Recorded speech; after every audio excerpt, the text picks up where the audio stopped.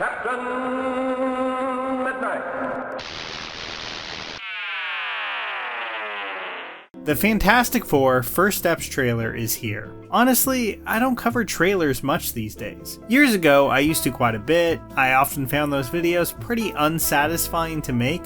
But you know what? I felt like dipping back into it here, because this seems a lot more important than your average Marvel trailer. This feels make or break for the MCU as a whole. Before I get into it, if you find yourself watching my videos and haven't subscribed yet, now might be the time. I'd love to hit 800k subscribers by the end of 2025. Nowhere near that now, but hey, we have a lot of time. And definitely hit that bell if you want to get notified when they come out. When I know the time is right for me and you, I just flame on, and on and on and on. So alright, first steps. When Disney got the rights to the Fantastic Four back in 2019, Marvel was on an unprecedented win streak. I don't want to make it sound like every MCU movie was perfect. There have always been duds and probably more B- and Bs than, unimpeachable As. But still, the cinematic universe concept was exciting, and only Feige and company seemed to have that magic touch to pull it off. You know what happened next. I don't need to recap it all, but suffice to say, 2019 was the single highest watermark for the Marvel Cinematic Universe, and here we are, a little more than half a decade later, and though there have been successes, it has never felt like they've overcome the sense of finality that came with Endgame, with most things coming after feeling either like uninspired retreads or very half-baked attempts at going in a new direction. And that's not even including the flood of mostly bad to mediocre TV shows.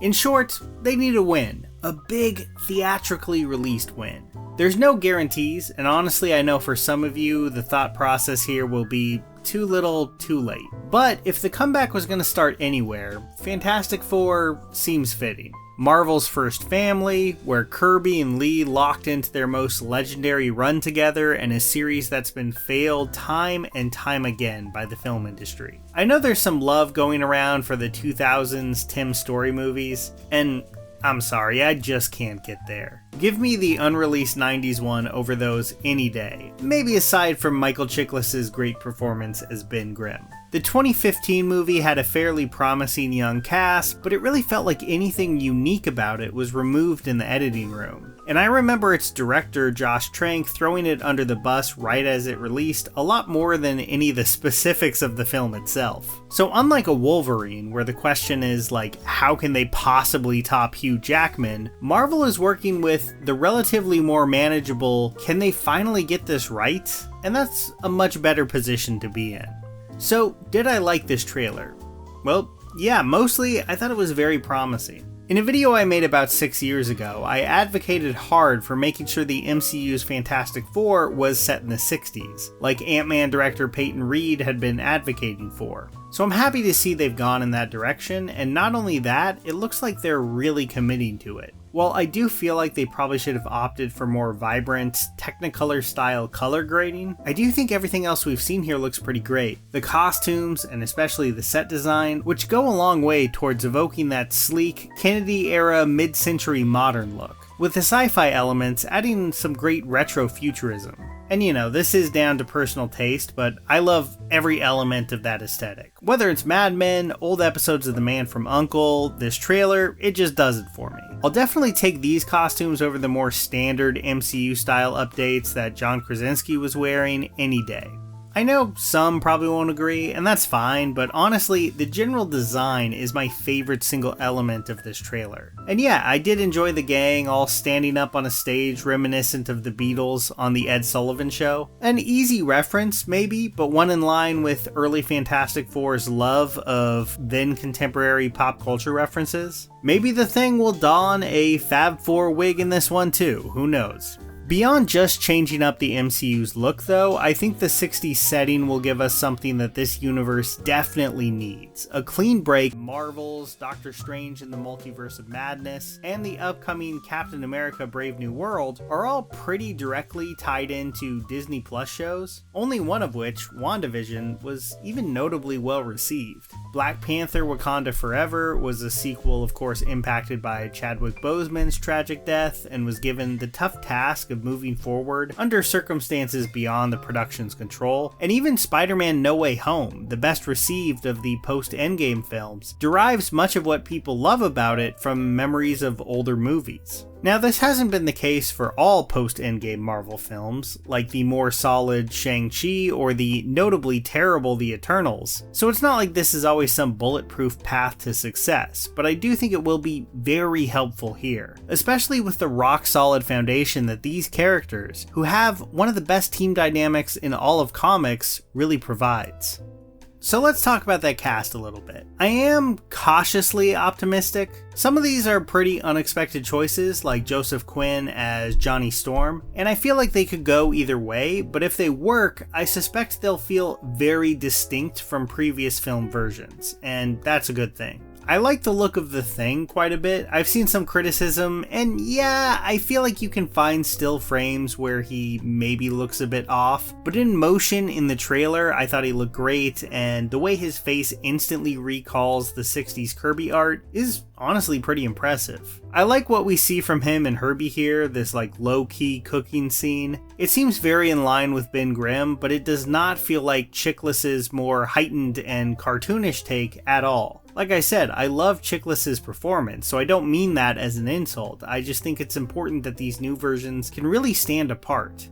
Now, Vanessa Kirby Sue gets to narrate the trailer in a way, but I really wish we'd gotten a little more of her, and the same kind of goes for Pedro Pascal's Mr. Fantastic.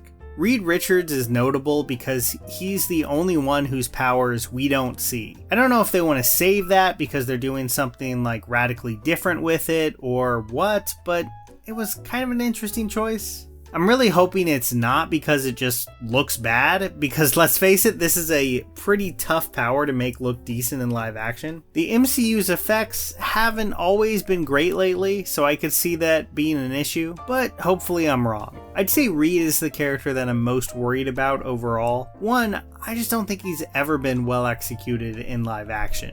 And two, I have a hard time seeing Pedro Pascal in the role. Pascal has been good in things, don't get me wrong, but I don't know if I'm quite as sold on him as a leading man as Hollywood seems to be, considering his absolutely jam-packed release schedule. I'll probably get some heat for that, but I don't know. After rewatching Gladiator 2, I think he's kind of sleepwalking through that thing. Like I said, I'm just not as sold on the guy as I want to be. Or maybe I'm just bitter that they didn't cast Tony Dalton from Better Call Saul like I wanted. Oh well. Still, overall, I think there's a lot to look forward to here. If I'm totally honest, 5 or 6 years ago, I would have been absolutely over the moon about this trailer. My optimism is a lot more cautious now, which I feel like is fair considering the MCU's recent track record. But does part of me just want to be fully hyped?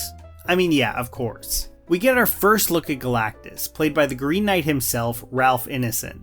I love that bit of casting, and I'm really interested to see if they do the character justice. I am a little afraid they're gonna pull back from going all out with Galactus, like they might feel the need to undercut his world-eating ambitions with a lot of humor. I'm just hoping that's not the case. I would love to see Galactus just fully played straight without a hint of winking to the audience. I know that's a lot to ask from the MCU. He's a great character, and I just don't think you need that here. We also see a bit of John Malkovich and a big beard. No idea who he's playing, maybe Red Ghost. Notably absent though, Robert Downey Jr. Now, I doubt he'll be making an appearance unless it's in a post-credits scene, and even then, I'd probably hold off. I think it would be great for First Steps to be as standalone as possible. Just function as a really good movie with or without the MCU connection.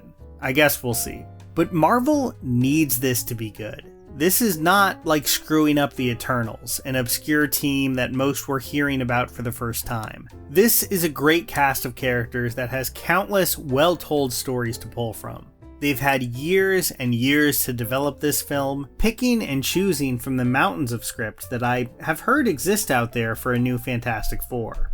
And frankly, their back is just kind of against the wall here. They really have no excuse to not deliver a good movie. Both the Fantastic Four and Marvel itself desperately need it. There's a new era of the Fantastic Four right around the corner, but what about Marvel's other famous team? Well, it remains to be seen how the X-Men will translate into the MCU, so for now, we'll have to make do with the Fox version. If you're looking for an in-depth analysis of those movies, I highly recommend Lindsay Ellis's excellent breakdown, where she tries her best to make sense of the absolute nonsense that is the X-Men movie timeline. It's great stuff, and you can only see it on Nebula. That's because Nebula continues to be the boutique streaming service where you can watch all my videos completely ad-free. I'm going to be ramping up my production of Nebula originals soon. I have some ideas I'm really excited about, like talking about this recent Buffy the Vampire Slayer reboot news. I want to dig into that, and I'm looking forward to doing it right there on Nebula. And that's just the tip of the iceberg of what they have to offer. It's also where you'll see new videos from Tierzoo, Nando V Movies, Patrick H. Willems, and hit shows like Jetlag. They're all there alongside so many others, encompassing tons of genres of videos. So don't miss it. Get a yearly Nebula subscription at go.nebula.tv/captainmidnight right now. When you do, you'll also receive guest passes allowing friends or family to gain access to Nebula for a week as well. It's a great offer, and you can find it right there in that link in the description or in the pinned comment below. Here's a special tip for the fellas and girls who have not already joined Captain Midnight's new 1940 Flight Patrol. You'd better hurry up and join at once, because there's a big adventure ahead. The thing to do now is to get started, because we're going to have not only barrels of fun, but loads of free gifts and prizes too.